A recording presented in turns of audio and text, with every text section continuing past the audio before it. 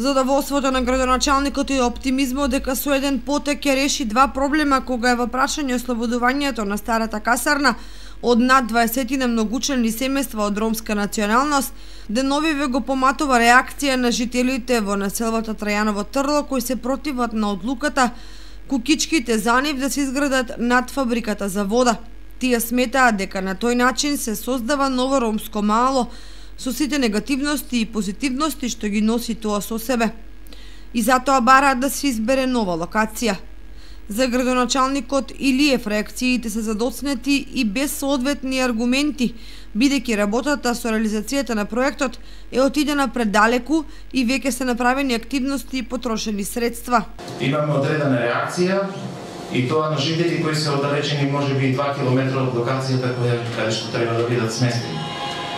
Јас разговарав во неколку наврати со жителите, спремен сум и да ги продолжам тие разговори се со цел да најдеме соодветно решение, бидејќи навистина овој проблем го мачи Кочани. Јас сметам дека тоа решение го ние имаме и со тоа решение кога имате идеја и кога сте убедени дека таа идеја е добра, тогаш навистина дека и полесно се наоѓаат и средства и полесно се турка еден проект до конечна реализација. Ние сме во фазата, сега на изработка на изведбен проект. Многу длабоко за да го решиме тој проблем.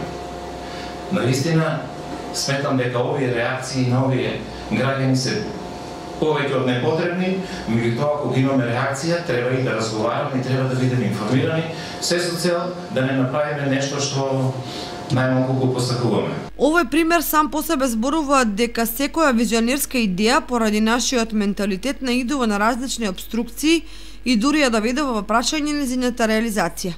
Од тука, иако додека е само идеја, дислокацијата на градскиот пазар кај просторот на Панагирот не предизвикува реакции, логично е да се очекува дека во одредена фаза ќе се јават засегнати граѓани. Слична е состојбата со измената на деталниот урбанистички план од трговскиот центар кон гимназијата, каде идејата е да се продолжи со просторот за шеталиште меѓу двата блока згради, се до улицата Стево Теодосиевски, со подземна улица и паркинг простор кој модерно би го дефинирал градското јадро.